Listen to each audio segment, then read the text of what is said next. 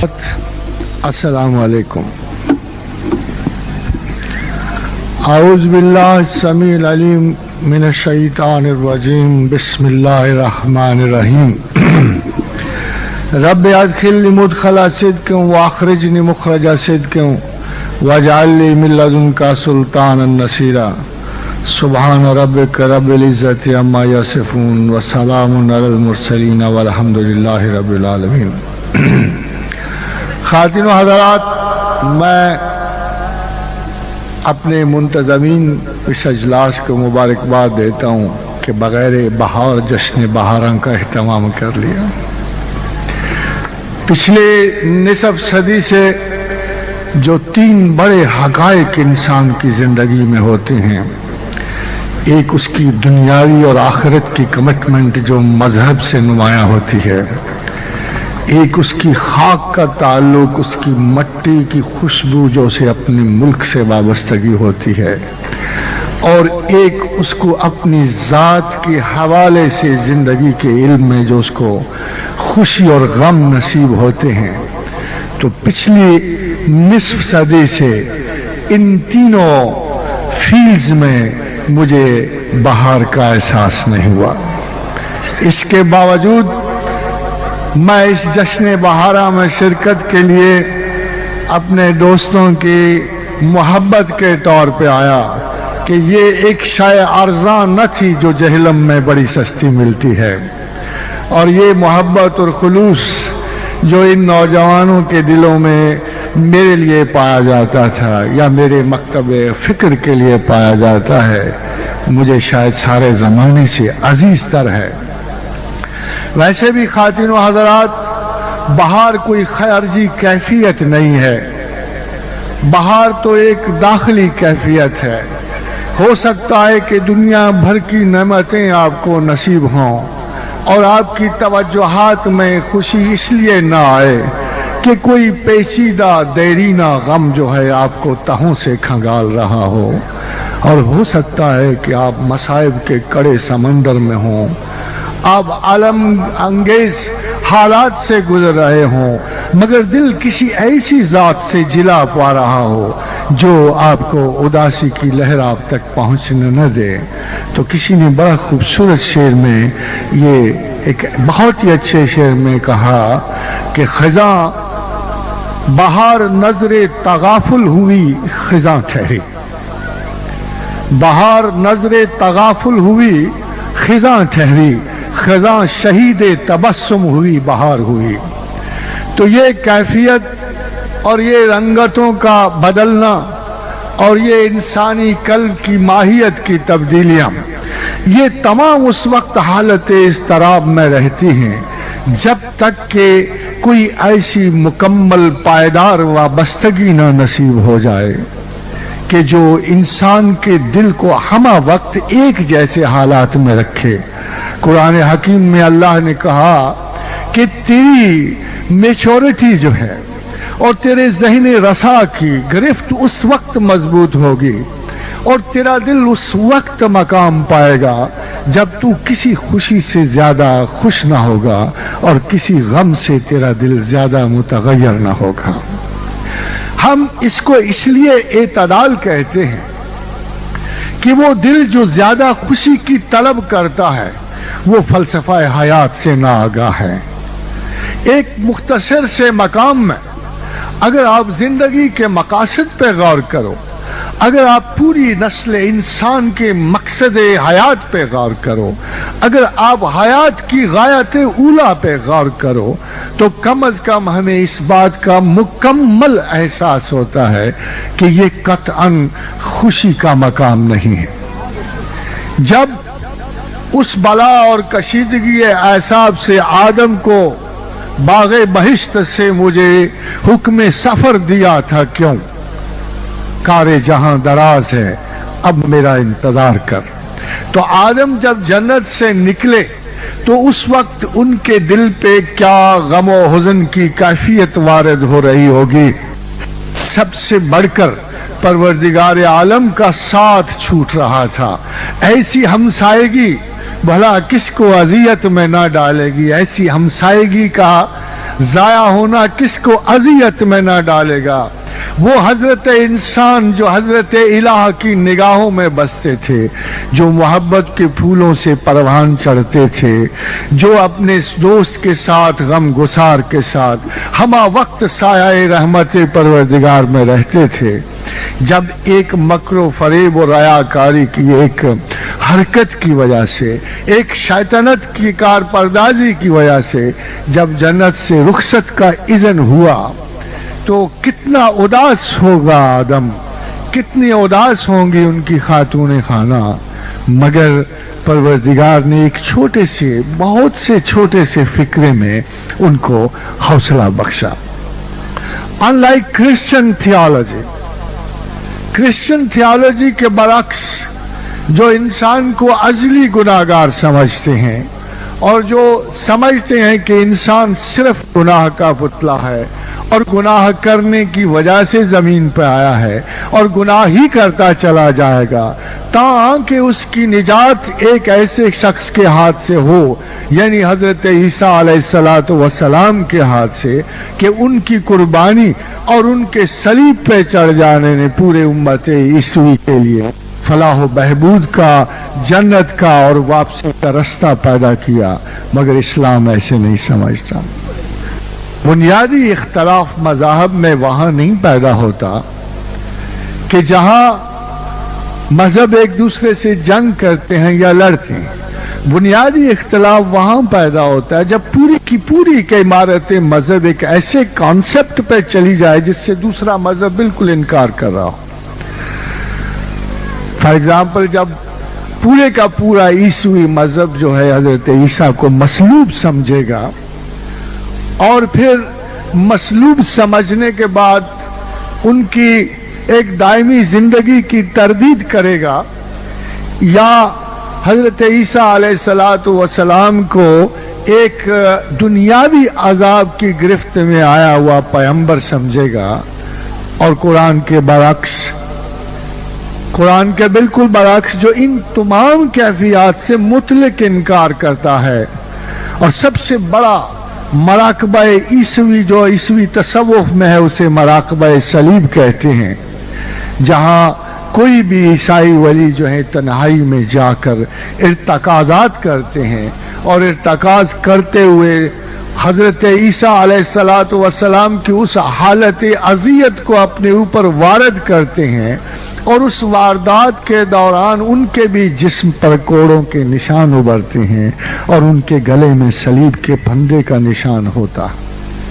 مگر خواتین و حضرات، جب ہم قرآن پڑھتے ہیں تو اس افسانے کا سرا پیر ہی نہیں ملتا، بلکہ اس کے بالکل برعکس خداوند کریم بڑی وضاحت اور بڑے اہتمام سے یہ فرماتے ہیں کہ عیسیٰ وما قتلوہ وما صلبوہ بل رفعوہ علیہ، نہ تو عیسیٰ کو قتل کیا گیا نہ صلیب دی گئی، بھلا ہم اپنے پیغمبر کو کیسے ایسی اذیت میں ڈال سکتے تھے؟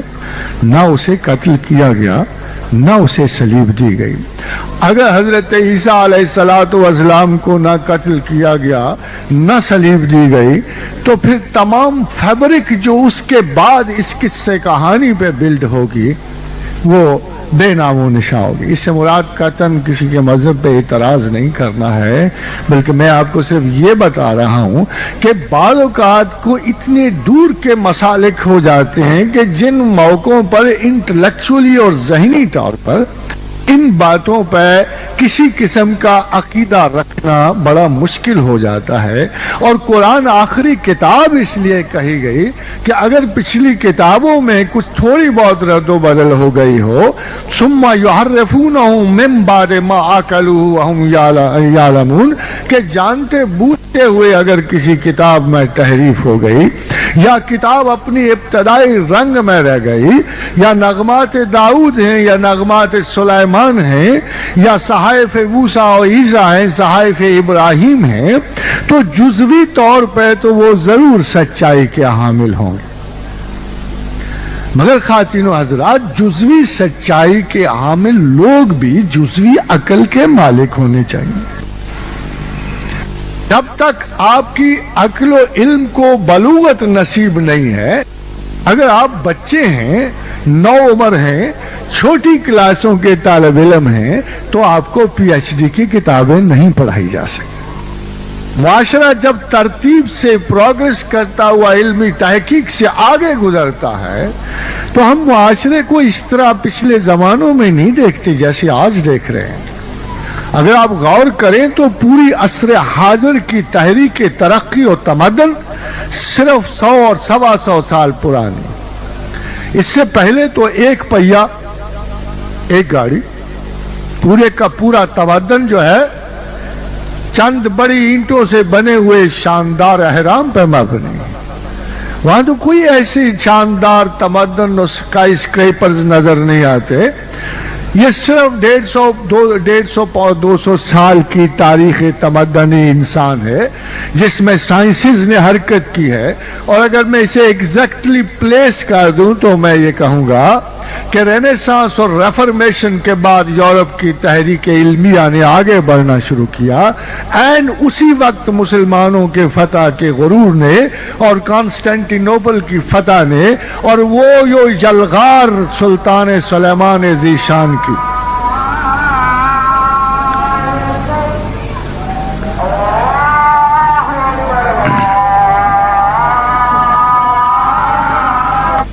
کر رہا تھا کہ سلطان سلیمان ذی شان کی یلغار نے یورپ کو ہراساں اور پریشان کر رکھا تھا، اینڈ اسی وقت یورپ کی پسماندگی اور پشمردگی میں ان کی دو بڑی تعلیمی تحریکات نے، جن کو رینیسانس اور ریفارمیشن کہتے ہیں، تحریک احیاء علوم اور تحریک احیاء مذہب۔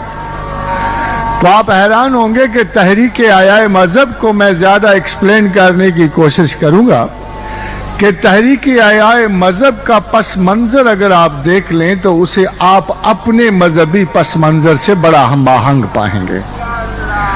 اس وقت بھی ایک علماء عیسائیت کی ایک بہت بڑی تعداد جنت کے سرٹیفکیٹ بانٹتی پھرتی تھی، اور اتفاق کی بات دیکھیے کہ انہوں نے 2 قسم کے سرٹیفکیٹ تیار کیے ہوئے تھے، ایک 5 پاؤنڈ کا، ایک 10 پاؤنڈ کا، اور وہ کہا کرتے تھے کہ اگر 5 پاؤنڈ چرچ کو ادا کرو تو آپ کو نچلی جنت کا ہم سرٹیفکیٹ ایشو کر دیتے ہیں، اور اگر آپ 10 پاؤنڈ ادا کرو تو ہم جنت الفردوس کا ٹکٹ کاٹ دیتے۔ اور کوئی بھی عیسائی ان سے یہ پوچھنے کی جرات نہیں کرتا تھا کہ جنت کے ٹکٹ بانٹنے والوں آپ بھی کبھی جنت میں جاؤ گے کہ نہیں جاؤ گے۔ خواجہ حضرات، ایک اسی طرح کا واقعہ مجھے لاہور میں پیش آیا کہ ایک میرا طالب علم بہت بیچارہ گھبرایا ہوا آیا اور کہنے لگا مولوی صاحب فرشاد فرما رہے ہیں کہ اگر تم ہماری جماعت میں شامل ہو جاؤ تو میں آپ کو ضمانت دیتا ہوں کہ آپ جنت میں داخل کیے جاؤ گے۔ تو انہوں نے کہا بھائی صاحب یہ بات سچ ہے؟ میں نے کہا آپ کاغذ لے جاؤ اور ان سے صرف یہ لکھوا لو کہ وہ جنت میں داخل ہوں گے کہ نہیں ہوں گے، تمہاری تو بات کی بات۔ تو یہ اس قسم کے پس منظر میں وہ تحریکات اٹھی، اور اس قسم کے ریجڈ مذہب کے تصور کے خلاف ہمیشہ احتجاج اٹھتے چلے آئے ہیں، اور آپ یقین کرو کہ یورپ کے اس احتجاج کا نام ہی پروٹسٹنٹ ریلیجن پڑ گیا۔ رومن کیتھولسزم کی ان حرکات کے خلاف جن لوگوں نے احتجاج کیا ان کو پروٹسٹنٹ کہتے تھے، اور نئے مذہب کی تخلیق ہی پروٹسٹنٹ ریلیجن کی تخلیق کہلائے۔ مگر جیسے ہمیشہ ہوتا ہے کہ پروٹیسٹ کرنے والے بڑی دور تک نکل جاتے ہیں، اور پروٹیسٹ کرنے والے اس حد تک چلے گئے کہ انہوں نے اپنے سر منڈا لیے اور فقر و فاقہ اور انتہائی سختی سے عمل پذیر ہوئے، اور اتنے ریجڈ ہو گئے کہ انہی کرسچن نئے لوگوں میں سے ایک گروہ پیدا ہوا جنہیں ہم کیلونسٹ کہتے ہیں، یعنی گنجے سر والے پادری، کیلونسٹ۔ اتنے ریجڈ، اللہ بہتر جانتا ہے. میں دیکھ رہا ہوں کہ اچھے بھلے خوبصورت بالوں والے جوان آج کل سر مڈا رہے ہیں تو مجھے کیلونسٹ کا دور یاد آ جاتا ہے کہ کہیں، حالانکہ مذہب اسلام میں بال ہمیشہ خوبصورتی کا سمبل رہے ہیں، اتنی بڑی خوبصورتی کا کہ اللہ نے کہا کہ بکھرے ہوئے بالوں کے ساتھ نمازوں میں نہ جایا کرو. ہمارے تمہیں الجھے ہوئے بال ہمیں پسند نہیں ہیں. اگر ہم نے تمہیں زینت بخشی ہے، خوبصورتی بخشی ہے، تو نمازوں میں زینت کے ساتھ جایا کرو، بالوں کو سنوار کے جایا کرو، کنگھی پٹی کر کے جایا کرو. دیکھیے، ایک طرف تو اسلام کا ایستھیٹک ریلیجن ہے جو نہ حسن صوت کو چھوڑتا ہے، نہ حسن صورت کو چھوڑتا ہے، نہ حسن انداز کو چھوڑتا ہے، نہ حسن اخلاق کو چھوڑتا ہے. تو اس مذہب میں ریجیڈیٹی کہاں سے آ سکتی؟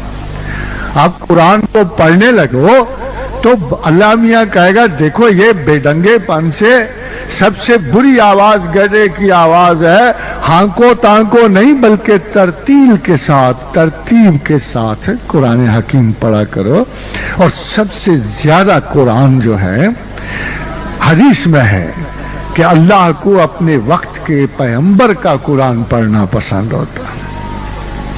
اور اس کے بعد وہ لوگ جو قرآن کو سنوار کے پڑھتے، اور قرآن کو سنوار کے پڑھنے کی ایک جو بہت بڑی حدیث ہمارے پاس سیدنا حضرت اسید بن حضیر کی، کہ حضرت اسید اتنے اچھے قاری تھے، اتنی خوبصورت آواز سے قرآن پڑھتے تھے کہ ایک دفعہ گھوڑا پاس کھڑا تھا اور بچہ لیٹا ہوا تھا اور آپ تلاوت قرآن فرما رہے تھے تو دیکھا کہ بادل جھک آئے ہیں.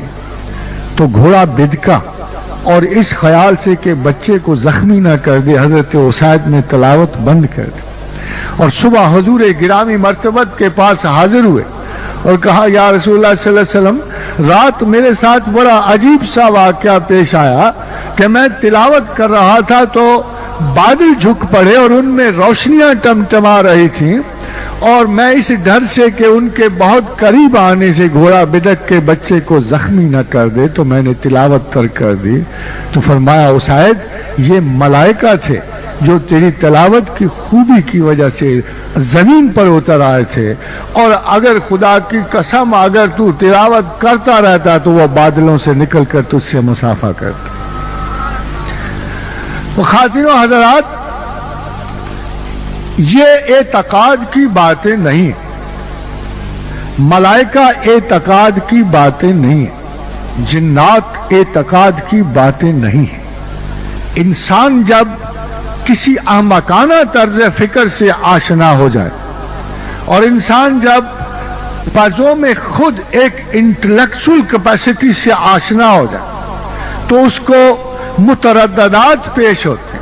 سب سے بڑا تردد جو اس کو پیش ہوتا ہے کہ ان سائنٹیفک باتوں کو وہ کیسے سائنٹیفک مان لے، وہ کیسے ملک مان لے، کیسے جن مان لے. اس کو یہ پریشانی ہے کہ میرے پاس سائنٹیفک حقائق اس کے موجود نہیں. خواتین و حضرات، اگر آپ غور کیجئے تو انسان جو اتنا نازاں ہے اپنے سائنسی علوم پر، اگر آپ بھی آج ذرا غور و فکر کریں اور آپ کو یہ احساس ہو کہ انسان کے پاس زمین کی موجودات کا کتنا علم ہے. اندازہ کیا جاتا ہے کہ زمین پر 1 بلین مخلوقات موجود اور سب سے بڑے انٹلیکچول سے 1 بلین جینس موجود ہے، مختلف اقسام کی مخلوقات موجود ہیں. اور اگر کسی بھی فرد واحد انٹلیکچول سے پوچھ لیا جائے کہ تجھے کتنی مخلوقات کے نام آتے ہیں تو بڑی مشکل پڑے گی 30-40 سے آگے بڑھنے میں. سارے اندازے شکست ہو جائیں گے، لا علمی واضح ہو جائے گی اور کم علمیت اپنا ڈھنڈورا دے.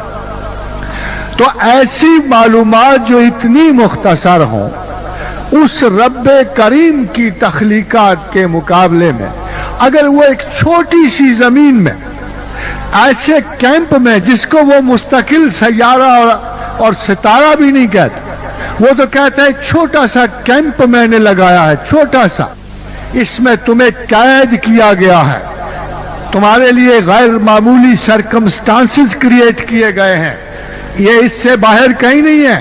ذرا اوپر چلے جاؤ تو قوانین خلا بدل جاتے ہیں. اس سے اوپر جاؤ گے تو گیلیکسیز میں تم ایگزسٹ نہیں کر سکتے ہو. 1,00,000 میل سورج ادھر آ جائے تو تمہارا وجود نہیں ہے، پرے چلا جائے تو تم فریز ہو جاؤ گے. یہ خصوصی کنڈیشنز پیدا کی گئی ہیں. ایک چھوٹا سا کیمپ کریٹ کیا گیا ہے. اس کیمپ میں تمہارا کوئی مستقل قیام نہیں ہے. یہ جنت نہیں ہے، یہ دوزخ نہیں ہے. مستقر و متاع الہین، چھوٹا سا کیمپ ہے. اس میں تمہارا تھوڑا سا فائدہ ہے، اس لیے کہ میں تمہیں نامزد کر بیٹھا ہوں. خلیفۃ اللہ فی الارض، ایسا خلیفۃ اللہ جو زمین پہ پنپے گا، جس کی سیادت کی اہلیت زمین پہ نمایاں ہو. زمین آپ کی خلافت کا گھر نہیں ہے، آپ کی خلافت کا ٹریننگ ہاؤس ضرور ہے، مگر یہ آپ کی خلافت کا مقام نہیں ہے. ایسی دنیا آپ کی خلافت کا مقام کیسے ہو سکتی ہے جس کو پروردگار کے رسول فرماتے ہیں الدنیا سجن المومن، کہ یہ دنیا مومن کا قید خانہ ہے. بھلا قید خانہ بھی کوئی سلطنت ہو سکتی ہے؟ بھلا قید خانہ بھی کوئی مقام عزت ہو سکتا ہے؟ لو سنی گئی ہماری، یوں پھرے ہیں دن کے پھر سے، وہی گوشائے قفس ہے، وہی فصل گل کا ماتم. جشن بہاراں کے موقع پہ شیر سوٹ تو نہیں کرتا، مگر بہرحال تو میں عرض کر رہا ہوں کہ کیا اس قید خانے کو بھی کوئی اپنے لیے مقام فرحت سمجھ سکتا ہے؟ یہ مقام استحضاء تو ہو سکتا ہے، مقام مسرت نہیں ہو سکتا. اس دنیا کو جس کے بارے میں قرآن وضاحت سے کہتا ہے، اور صاحب قرآن وضاحت سے کہتا ہے وَمَا الْحَيَاةُ الدُّنْيَا إِلَّا قَلِيلٌ. انگریزی کا لفظ فیو اور افیو کا فرق. فیو، افیو بھی نہیں، یہ نہ ہونے کے برابر ہے. اس کا وجود بلینز ایئرز آف گیلیکشل لائف میں نامینل بھی نہیں ہے، نامینل بھی نہیں ہے. جہاں 15 ارب سال کی کائنات چل رہی ہو، جہاں ایک ایک سیارہ جو ہے کم از کم 15 کھرب نوری سالوں کے فاصلے پر واقع ہو، وہاں اس 65-75 سال کی کیا حیثیت ہو سکتی ہے؟ وَمَا الْحَيَاةُ الدُّنْيَا إِلَّا قَلِيلٌ، یہ تو نہ ہونے کے برابر ہے ہی نہیں ہے. ایک وقفہ حیات ہے، زندگی ایک سفر کا وقفہ ہے، اور آگے چلیں گے دم لے کر. اور پھر اللہ نے کہا وَمَا الْحَيَاةُ الدُّنْيَا إِلَّا لَهْوٌ وَلَعِبٌ. یہاں ہر کیفیت سراب ہے، یہاں ہر کیفیت نامینل ہے، یہاں کسی بھی کیفیت میں پرماننس نہیں ہے. نہ اس کی خوشی پرماننٹ ہے، نہ اس کا غم پرماننٹ ہے. نہ غم جانا مستقل ہے، نہ غم دورہ مستقل ہے، نہ جشن بہارا مستقل ہے، نہ المیہ خزاں مستقل ہے. ایسی ناپائیدار دنیا میں تم پائیداری کہاں سے ڈھونڈ رہے ہو؟ اقبال بیچارے نے بڑی آزردگی سے کہا تھا کیا عشق پائیدار سے ناپائیدار کا، کیا عشق پائیدار سے ناپائیدار کا. ہم خود ناپائیدار، دنیا ناپائیدار، ایک متزلزل کیفیت ازمہلال صبح و شام اس کائنات پہ جاری ہے، اس مختصر سے خطے پہ جاری ہے، جس میں حضرت انسان کتنی بلوغت فکر سے اپنے آپ کو حاکمیت اعلیٰ کی منازل پہ ڈکلیئر کر رہا ہے. کیا فراڈ ہے جو انسان اپنے ساتھ کر رہا ہے. کیا المیہ ہے کہ اپنے حقیقت کار کو نہیں جانتا، المیہ ہے کہ فریضہ وقت کو نہیں جانتا. ضیاءکار اتنا ہے کہ اپنے نفع کو نہیں جانتا. تو خدا نے ٹھیک کہا نا انہو کانا ظلوما جہولا، کہ ظالم ہے، جاہل ہے. بے شک انسان امانت علمیہ کو حاصل کرنے کے بعد بھی جب اپنا کار منصبی سر انجام نہیں دے سکا اس وقت کیا جلدی تھی؟ لپک رہے تھے، پہاڑ پیچھے ہٹ رہے تھے، شجر و حجر بھاگ رہے تھے امانت علمیہ اٹھانے سے، حضرت انسان کو اجلت پڑی تو وحملہ الانسان۔ جب امانت پیش کی گئی، بوجھ اٹھانے کے لیے کہا گیا تو زندگی کی ہر تخلیق گریزاں ہوئی اس امانت سے۔ اس امانت کے خطرات تو واضح تھے۔ اگر ایک طرف یہ فرما رہا تھا وَإِذْ قَالَ رَبُّكَ لِلْمَلَائِكَةِ إِنِّي جَاعِلٌ فِي الْأَرْضِ خَلِيفَةً، تو اس لفظ کے بھرے میں تو آ گیا انسان، مگر جو جہنم کے ساتھ در کھلے ہوئے تھے وہ نہ اس نے دیکھے۔ اتنی جلدی پڑی تھی اسے اختیار کار حاصل کرنے کی، خلافت عرضی حاصل کرنے کی، خلافت سماوات حاصل کرنے کی، کہ وہ یہ بھول گیا کہ he has overestimated himself، اپنی استعداد کار کو اوور اسٹیمیٹ کر گیا اور منزل تفکر کو انڈر اسٹیمیٹ کر گیا۔ یہ غلطی تو اب بھی جاری ہے۔ خاتون و حضرات، لگے ہاتھوں میں آپ کو جہاد کا ایک نیا مفہوم دینے کی کوشش کروں گا، وہ جہاد جو ازل سے انسان کی فطرت میں جاری ہے، وہ جہاد جو میثاق کے دن سے انسان کو عطا کیا گیا ہے۔ جہاد کبھی بھی ایکول پاورز میں نہیں ہوتا، غالب قوتوں میں جہاد نہیں ہوتا۔ آپ کو یاد ہوگا کہ حنین میں رسول اللہ صلی اللہ علیہ وسلم کی معیت میں جب مسلمانوں نے اپنی تعداد دیکھی تو کہا، ایک صحابی نے کہا، پہلے ہم کم تھے تو غالب آیا کرتے، آج تو ہم بہت زیادہ۔ یعنی پہلی دفعہ وہ اپنے آپ کو دشمنوں سے زیادہ دیکھ رہے تھے، اور ساتھ ہی اللہ نے ہزیمت وارد کر دی، اور ساتھ ہی ایک انتہائی بری شکست کے آثار پیدا ہو گئے۔ حتیٰ کہ اگر رسول اللہ صلی اللہ علیہ وسلم اس جنگ میں موجود نہ ہوتے اور اگر خدا کی تائید اور نصرت اپنے پیغمبر کی پابگیر نہ ہوتی تو شاید اس جنگ میں بھی بہت برے نتائج، مگر یہ محض اس وجہ سے ہوا، ایک تفاخر، اور ایک ایسا تفاخر جو خدا کے بغیر تھا، جو صرف اپنے اسباب کی کثرت پہ بیٹ ہوا۔ تو جہاد اسباب کی کثرت پہ کبھی جہاد نہیں ہوتا۔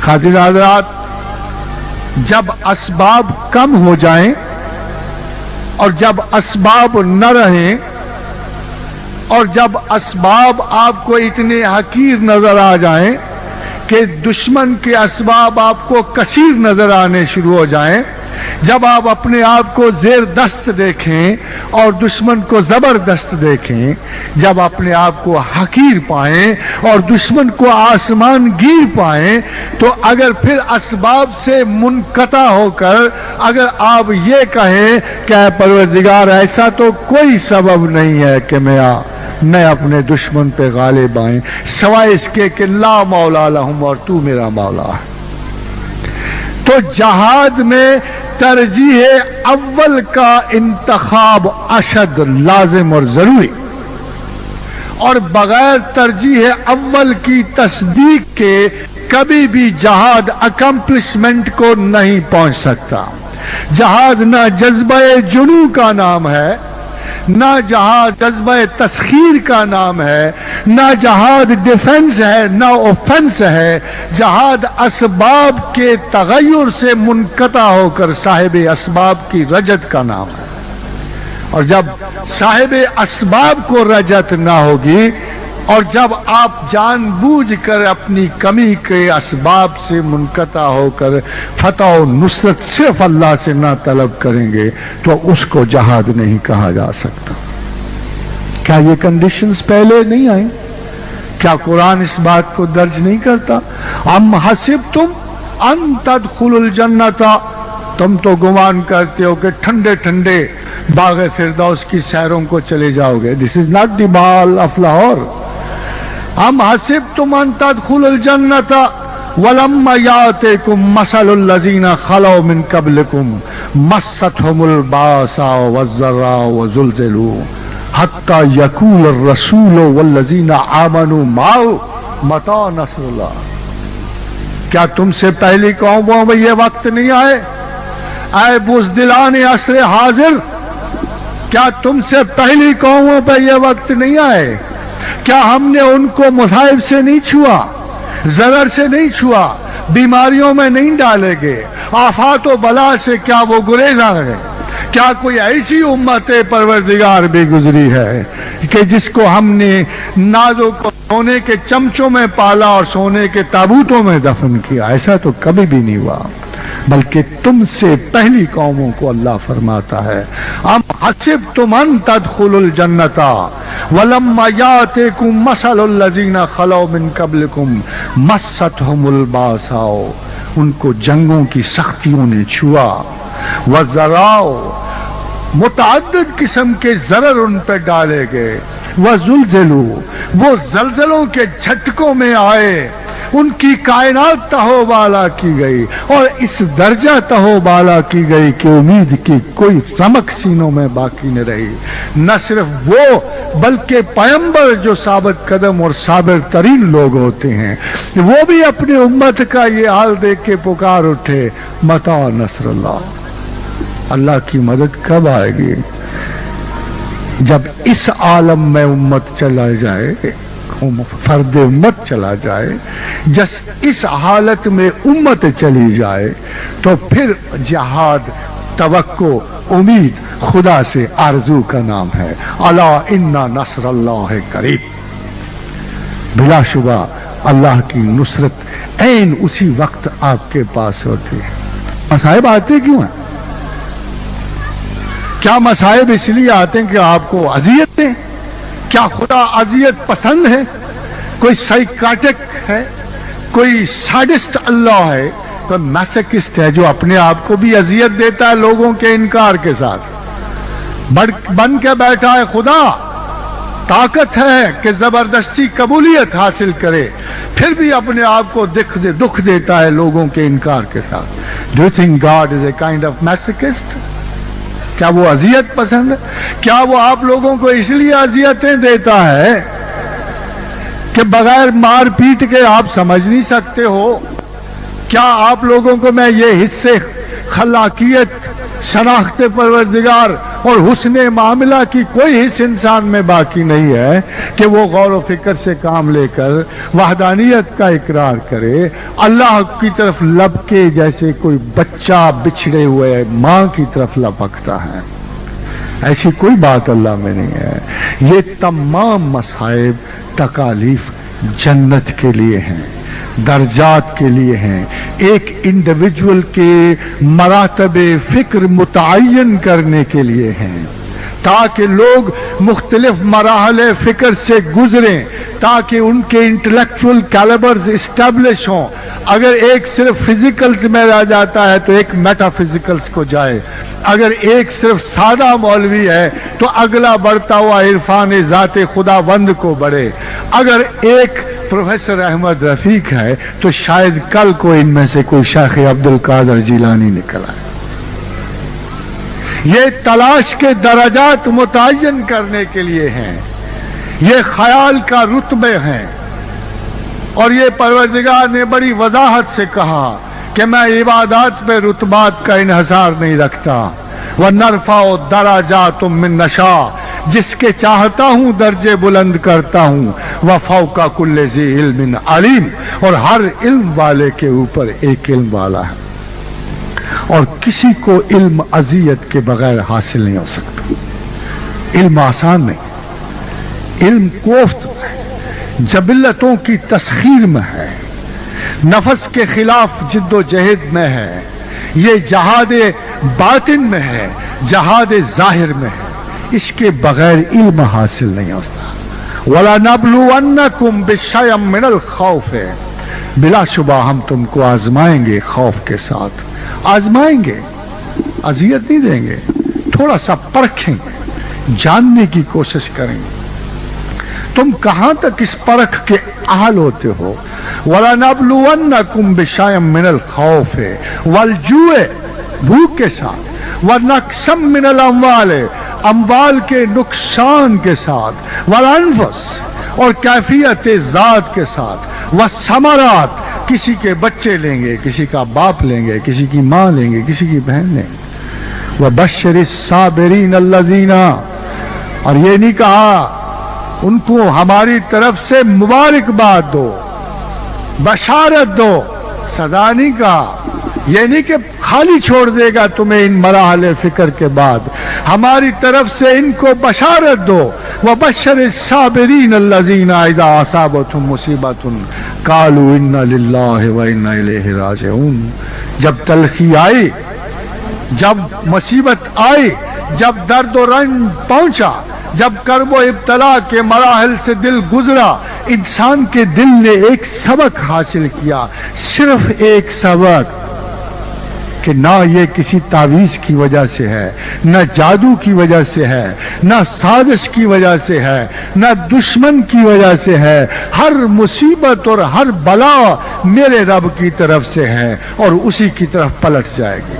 اِنَّا لِلَّهِ وَإِنَّا إِلَيْهِ رَاجِعُونَ اور جو علم کی اس معراج تک پہنچا، جو علم کے اس مسلک تک پہنچا، جس نے ہر دکھ درد کرب و بلا کی ہر اذیت میں صرف اتنی بات کہہ دی کہ اے پروردگار یہ مصائب کسی اور جانب سے نہیں ہے، سب تیری جانب سے میرے علم کے اضافے کے لیے ہیں، میرے صبر کے لیے ہیں، اور میں یہی بات کہوں کہ اِنَّا لِلَّهِ وَإِنَّا إِلَيْهِ رَاجِعُونَ اور جس نے ایسا کہا اس کو پروردگار کہتا ہے اولئک علیہم صلوات من ربہم ورحمہ، میری طرف سے ان پہ درود و سلام اور رحمت، میری طرف سے کوئی چھوٹی موٹی بات نہیں، میری طرف سے ان لوگوں پہ درود و سلام اور رحمت ہے، وَأُولَئِكَ هُمُ الْمُهْتَدُونَ اور یہ میرے پڑھے لکھے لوگ ہیں، یہ میرے انٹلیکچوئل ہیں، یہ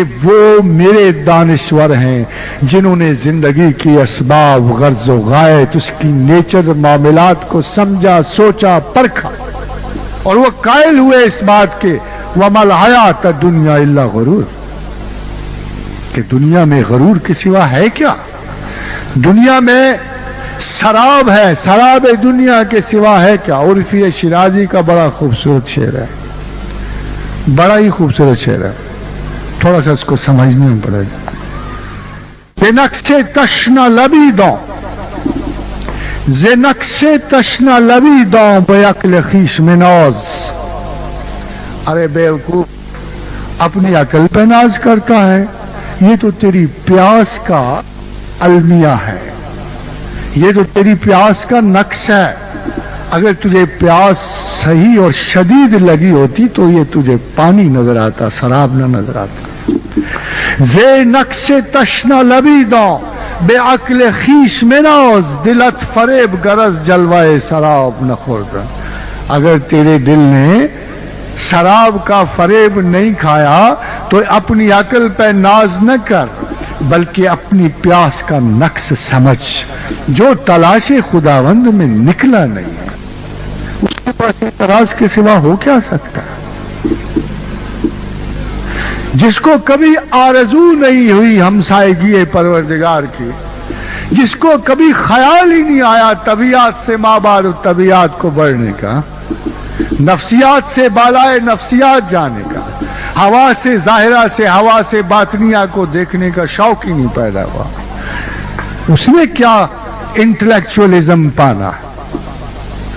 عقل تو وہاں تک ہے جتنا آپ مطمع نظر اس کو دیتے، عقل کی بھی ایک نظر ہوتی ہے، اس کا ایک ویژن ہے، اس کا ایک دائرہ فکر و کار ہے، عقل کو بھی ایک سینسر چاہیے جو اس کے لیے ایک ویژن مقرر کرتا، جب اس کی سکرین پہ خدا کا نام و نشان ہی نہیں ہے، جب اس کی سکرین پہ بالائے طبیعت کوئی شے نہیں ہے، جب اس کی سکرین پہ صرف پیسہ لکھا ہوا ہے، جب اس سکرین پہ صرف سٹیٹس لکھا ہوا ہے، وجاہت دنیا لکھی ہوئی ہے، سراب حیات لکھا ہوا ہے، غرور زندگی وینٹی فیئر لکھا ہوا ہے، اس عقل نے خدا کو کیا بڑھنا چاہیے؟ علم کے 3 مقاصد تھے. علم کا ایک مقصد تھا فیسلٹی آف لائف، سہولت دنیا، فرکشن کم کرنی، علم کی مدد سے زندگی آسان کرنی. ایک علم کا مقصد تھا تحقیق و جستجو. علم بذات خود ایک بڑی خوبصورتی ہے، شائستگی ہے. علم بذات خود ایک مطمع نظر ہے. عالم بننا، دانشور بننا، ساکریٹس کو دیکھو، بڑا عالم تھا، بڑا دانشور.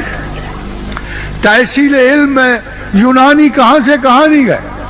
آج بھی ان کے ناموں سے کتاب علم مزین رہتی. ساکریٹس ہے، افلاطون ہے، ارسطو ہے، بابا علم و دانش سمجھے جاتے. مگر کیا عقل ہوگی ان لوگ، کیا عقل ہوگی ان لوگوں کی جن کے وجدان بالائے حقائق نہیں گئے. کیا طرفو تھا کہ اپنے آپ کو ایک دانشور و عقل مند انسان کہلوا لینا، یہی ان کی منزل آخر بن گئی. کون سا یورپ کا ایسا فلاسفر ہے؟ کیا ہیگل ہے، کانٹ ہے، برگسان ہے، نیچے ہے، فشتے ہے، وائٹ ہیڈ ہے، رسل ہے. کوئی آ کے کسی نے آپ سے کہا کہ لوگوں ہم نے خدا کی تلاش کی ہے، خدا نہیں ملا. کسی نے آپ سے کہا میں نے 10 برس دیے ہیں اللہ کی تلاش کو، مجھے اللہ نہیں ملا. کوئی ایسا شخص جس نے اپنی زندگی کی بیشتر استعداد جو ہے اللہ کے حوالے سے کی، ایسا نہیں ہوا. یہ وہ دانشور ہیں جنہوں نے اپنے اپنے معاشرتی ماحول میں اپنے اپنے معاشرتی مسائل پہ غور و خوض کی. انہوں نے اپنے اپنے علمی مسائل پہ غور و خوض کیا اور اس کے بعد ان کے حل لے کے آپ کے پاس آئے. کوئی جدلیات تھے، مادیت لے کے آیا. کوئی سیمنٹکس کی فلسفے لے کے آئے. کوئی لاجیکل پازیٹیوزم لے کے آیا. انہوں نے معاشرہ انسان کے جملہ مسائل کو دیکھتے ہوئے ان کے حل، ذہنی حل پیش کیے. انہوں نے نہ خدا کو تلاش کیا نہ ان کو خدا ملا. خدا تو اس نے تلاش کیا، بایزید بستام نے تلاش کیا، کہ جس نے کہا کہ میں نے 40 برس خدا کی تلاش کی، جب میں نے اسے پایا تو معلوم ہوا وہ مجھ سے پہلے میری تلاش میں تھا. آج تک تمام صوفیاء حضرات کا محاورہ ایک، انداز ایک، علمیت ایک، ان میں کوئی ابہام نہیں ہے، قطعاً کوئی ابہام نہیں ہے. جو رستہ ایک نے چنا اس دوسرے نے چنا. اگر تمام علمیت کی راہیں متعین ہیں تو خدا کی راہ کیسے غیر متعین ہو سکتی؟ اگر آج کرسچن کو اللہ نہیں ملتا، اگر آج بدھسٹ کو اللہ نہیں ملتا، ہندو کو اللہ نہیں ملتا، تو اس کی وجہ یہ ہے کہ اللہ نے ہی وہ رستے بند کر دیے. اللہ نے وہ رستے بند کر دیے. خدا کہتا ہے کہ دیکھو میں تم سے یہ نہیں کہتا کہ کسی مذہب والے کو تم رد کرو. لا اکراہ فی الدین، دین میں کوئی جبر نہیں ہے. تم ان کے ساتھ اگر دین کے رشتوں سے نہیں بندھے ہوئے تو اس سے بھی ایک اور رشتہ ہے جس سے تم ان کا احترام کر سکتے ہو. تم بنی آدم ہو، انسانیت کا رشتہ ہے. ایک کرسچن سے بھی تم حسن اخلاق سے پیش آ سکتے. تمہارے اور ہندو میں بھی ایک حسن اخلاق کا رشتہ قائم ہو سکتا.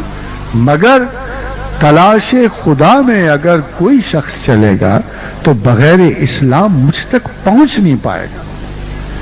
ان الدین عند اللہ الاسلام، اس لیے کہ مجھ تک پہنچنے کا صرف ایک رستہ ہے اور وہ اسلام. نہ صرف یہاں کا، یہاں تو کہا کہ مجھ تک پہنچنے کا ایک رستہ اسلام ہے، اور دوسری جگہ کہا کہ اسلام کے سوا میں تمہیں کسی رستے سے نہیں ملوں گا. وَمَن يَبْتَغِي غَيْرَ الْإِسْلَامِ دِينًا فَلَن يُقْبَلَ مِنْهُ. یہ بات اچھی طرح سن لو کہ اگر تم میرے پاس اسلام کے سوا کسی رستے پہ چل کے آئے فَلَن يُقْبَلَ مِنْهُ، میں قبول ہی نہیں کروں.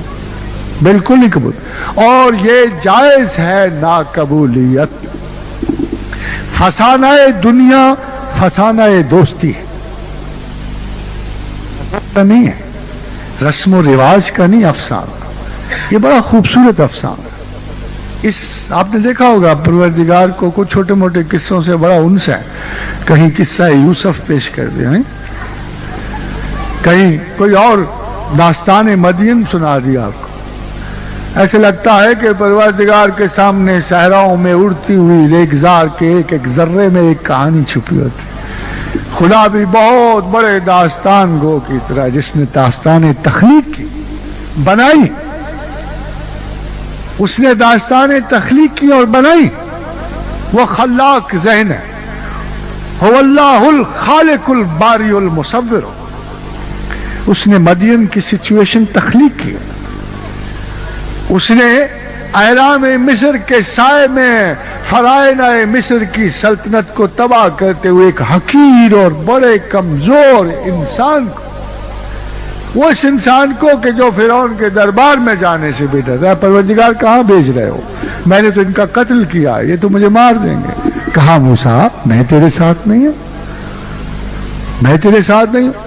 میں تو جو بات تخلیق کرنے والا ہوں، میں تو جو تیری داستان میں رہتی دنیا تک سناؤں گا کہ کیسے ایک سنگل انڈیویجول نے، ایک سنگل انڈیویجول نے نہ کوئی پارٹی بنائی، نہ کوئی ریولوشن کریٹ کیا.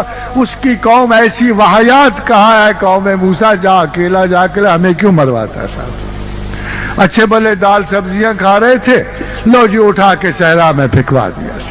تو پیغمبر ہے کہ ہمارا دشمن ہے؟ کالا انکونا. تنگ آ کے اتنی حجت باز قوم تھی کہ موسیٰ تنگ آ کے پکار کہ اعوذ باللہ انکونا من الجاہلین.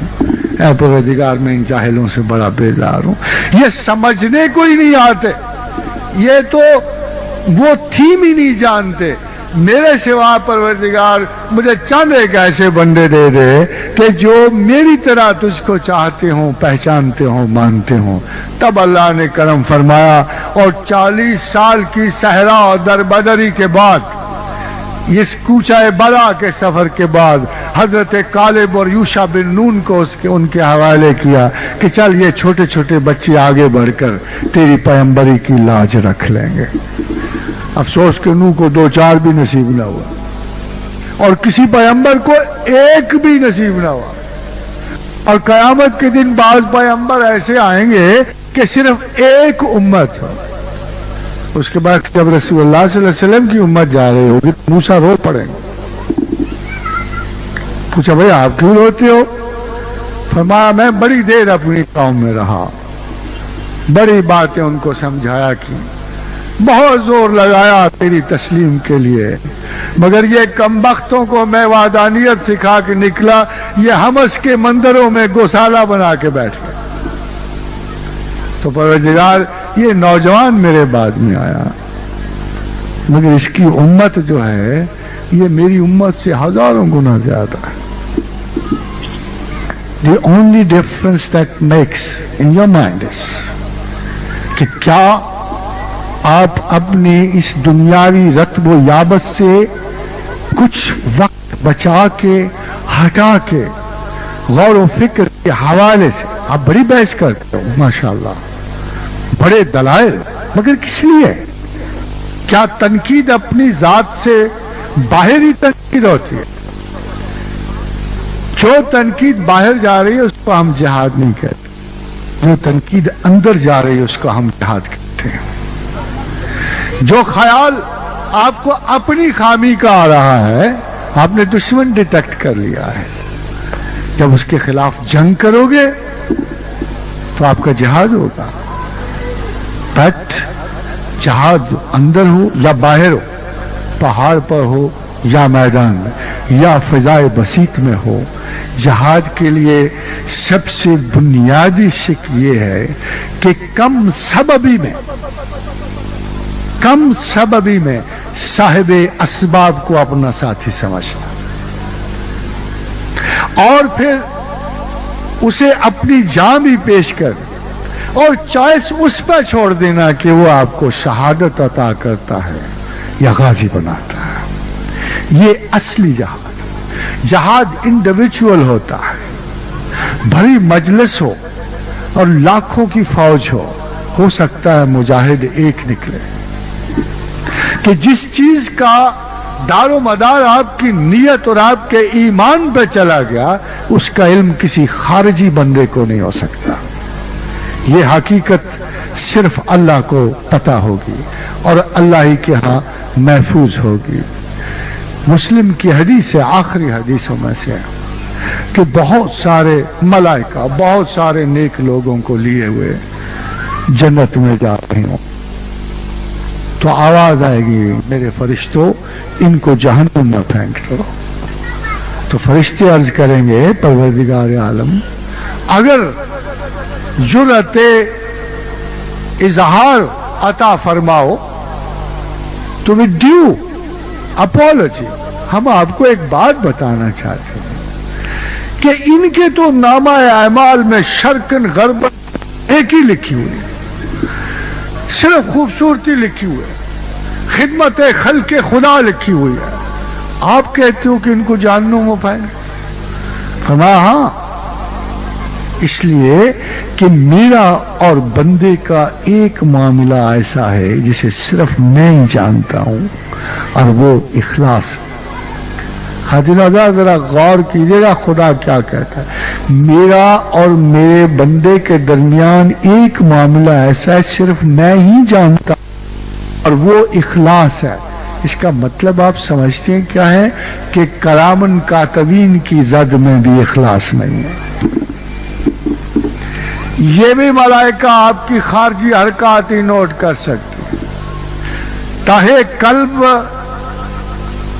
دیکھیے اس بحر کی تہہ سے اچھلتا ہے کیا، اور یہ جو دل وہ کہتے ہیں سمندر سے بہت ڈونگے ہیں، ان کے ہاں کہاں تک ڈوب کر اس ذرہ اخلاص کو تلاش کرنا پڑتا ہے جو خدا کے لیے ایک اشک بن کر کسی نوجوان کی آنکھ سے نکلتا ہے۔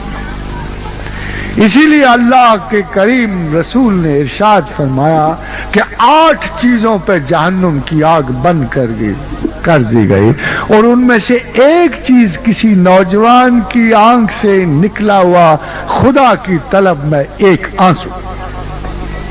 خاتون حضرات کتنا مشکل ہے یہ ایک آنسو۔ ویسے تو ہم روتے ہی رہتے ہیں، پاکستان میں تو ہر کوئی روتا رہتا ہے، اور جشن بہارا بھی رونے کا سما لگتا ہے۔ نہ ہمارے کوئی مذہبی اچھی خبر آتی ہے، نہ ملکی اچھی خبر آتی ہے، نہ کوئی انڈیویجول اچھی خبر آتی ہے۔ میں تو ویسے ہی پنڈوراز باکس ہوں۔ لوگوں نے وہ گریک مائتھولوجی میں یہ تھا کہ لوگ سارے کے سارے دکھ اور المیے ایک باکس میں بند تھے جس کو پینڈوراز باکس کہا کرتے تھے۔ میں تو اتنے المیے سن چکا ہوں کہ میرا دل ہی پینڈوراز باکس بن گیا۔ مگر ایک بات میں آپ سے ضرور کہوں کہ اگر آپ کا اعتماد آپ کا یقین آپ کے اللہ کے ساتھ ہو اور آپ کا اعتماد اللہ کے رسول کے ساتھ ہو، تو ایسی کوئی بری خبر جو مستقبل میں موجود نہیں ہے۔ سزا و جزا میں بڑھتا ہوا امت مسلمہ کا یہ قافلہ بالآخر فتح کو ہمکنار ہونا ہے۔ فرمایا رسول اللہ صلی اللہ علیہ وسلم نے، مخبر صادق نے فرمایا کہ میری امت میرے بعد رومیوں سے جہاد کرے گی اور ان پہ غالب آئے گی۔ میری امت میرے بعد ایرانیوں سے جہاد کرے گی اور ان پہ غالب آئے گی۔ میری امت میرے بعد چپٹے ناکوں اور ڈھال جیسے چہرے والوں منگولوں سے جنگ کرے گی اور ان پہ غالب آئے گی، اور زمانہ آخر میں میری امت دجال کے خلاف جہاد کرے گی اور اس پہ غالب آئے گی۔ تو کیا اداسی کی بات ہے، مگر خوف دجال تو نہ ہو۔ یہ جو ایک ڈیلیبریٹ ایفرٹ ہوتی ہے، جو ابھی وہ تباہی اور وہ ہلاکت جو آپ کو نظر نہیں آتی مگر خوف مبہم کی طرح آپ کے سینے کو لرزا رہی ہے. یہ خوف تو خواتین و حضرات اللہ دشمنوں کے دلوں پہ ڈالتا. یہ خوف مسلمانوں کے دلوں میں نہیں ہونا چاہیے. اللہ کے بندوں کے دلوں میں ایک ہی خوف بڑا ہے, ایک خوف صرف. جب کسی کو دعا دیتے تھے نا لکھنؤ والے, جب کسی کو دعا دیتے تھے رخصت کرتے ہوئے تو کہا کرتے تھے کہ خدا تجھے غم حسین کے علاوہ کوئی غم نہ دے. میں بھی آپ آج کو ایک دعا دے رہا ہوں کہ خوف اگر پالنا ہے نا, خوف رکھنا ہے تو اللہ آپ کو اپنے سوا کسی کا خوف نہ دے. آپ کی جرأت و استقامت انشاءاللہ تعالی ہر مصیبت پہ غلبہ. آپ سوچتے ہو کہ اللہ بندوں کی سنتا کیوں نہیں؟ اس لیے کہ آپ اللہ کی نہیں سنتے, اور کوئی وجہ نہیں. بخدا اگر آپ اللہ کی سنو, اس کے انداز فکر کو دیکھو. وہ تو قرآن میں کہہ رہا ہے کہ میں نہیں حالت بدلوں گا, میں نہیں بدلوں گا جب تک تم آپ اپنی حالت نہیں بدلو گے. اور تمہاری حالت کا بدلنا اتنا فزیکل نہیں ہے. بھائی ایک پیرالسس میں پڑے ہوئے بندے کی کیا حیثیت ہوتی ہے؟ اس لیے کہ اس کا دماغ کام نہیں کر رہا. وجود امت مسلمہ اس وقت ڈیسپریشن کے پیرالسس میں, دماغ بند, سوچیں بند, فکریں ختم, صفیں کج, نمازی پریشان حال. یہ بکھرے ہوئے اعصاب, یہ اجڑی ہوئی بستیاں مسلمانوں کی لگتی تو آباد ہیں مگر ان میں خدا نہیں بستا. آپ کو رجعت فکر چاہیے, اور رجعت فکر کے بغیر غلبہ احوال نہیں ہوگا. مصائب آئیں گے, اللہ نے کہا کہ آئیں گے. آزمائشیں آئیں گی, اللہ نے کہا کہ آئیں گی. مگر ساتھ یہ کہا کہ دیکھو میری یاد میں غفلت نہ کرنا. ولا تہنوا, میرے بارے میں سستی تو نہ کرو نا یار. رات گئے 1-2 بجے تک ٹی وی آپ دیکھتے ہو, میں نے منع نہیں کیا ٹی وی دیکھو, تمام پسندیدہ اپنے ڈائیلاگ سنو, ہر پسندیدہ ایکٹر ایکٹریس کو دیکھو, مگر یار نماز کیوں مس کرتے ہو؟ اس کو کیوں مس کرتے ہو؟ میری کاسٹ پہ تم نے یہ شہوات ذہن کی دنیا آباد کر کے پھر بھی مجھے کہو گے کہ میں تمہاری حمایت کروں؟ ایسے نہیں ہونا چاہیے. Not at my cost. اس لیے کہ میرا اصول ہے. میں نے بنو اسرائیل کو بھی کہا تھا تم پلٹ جاؤ گے تو میں پلٹ جاؤں گا, تم لوٹ آؤ گے تو میں لوٹ آؤں. لوٹنے کا وقت, خواتین حضرات, لوٹنے کا وقت. لوٹنا فزیکلی نہیں ہوتا. آپ کہاں بھاگتے بھاگتے خدا کی آغوش میں جا گرو گے. بڑی کائنات حائل ہے بیچ میں, اللہ پتہ نہیں کہاں ہے, کدھر ہے, اس کو ادھر ڈھونڈو جدھر وہ ہوتا ہے. الا بذکر اللہ تطمئن القلوب. ہماری یاد کے بغیر تمہارے دلوں کا اطمینان نہیں. اگر دل میں خدا کی یاد کے بغیر اطمینان نہیں ہے تو دل ہی مسکن ہوگا نا اللہ کا. ہاں جی, دل ہی مقام نشست پروردگار ہوگا نا. تو دل کو فارغ کرو نا غیر سے, دل کو فارغ کرو غیر کی یاد سے, شہوات ذات سے, طلب دنیا سے. صرف اتنا رکھو جتنا ضروری ہے. ان کے لیے مر تو نہ جاؤ. مخلوق کے لیے مرنا جائز نہیں ہے, ورنہ قبر تک آسان نہیں پہنچو گے. قبر اس کو اذیت دیتی ہے جو بہت ساری پوزیشنز لے کے قبر تک جاتا ہے. آپ نے کبھی خودکشی کرنے والے کو دیکھا؟ اس کو کیوں نہیں قبر کا ڈر آتا؟ وہ تو ہنستے کھیلتے خود ہی زندگی کی بھری پوری برسات میں اپنے آپ کو پھانسی لگا لیتا ہے, شاٹ لگا دے. کیوں؟ کہ اس کو نا امیدی, خدا سے نا امیدی اس کا دنیا کا ہر تعلق قطع کر دیتا. اس کو ماں اچھی نہیں لگتی, باپ اچھا نہیں لگتا, کھانا اچھا نہیں لگتا. جب لذت کارہائے دنیا ہی ختم ہو جائے تو اس کو لگتا ہے کہ زندگی کا مقصد ہی کوئی. اس لیے وہ اپنی زندگی ختم کرتا.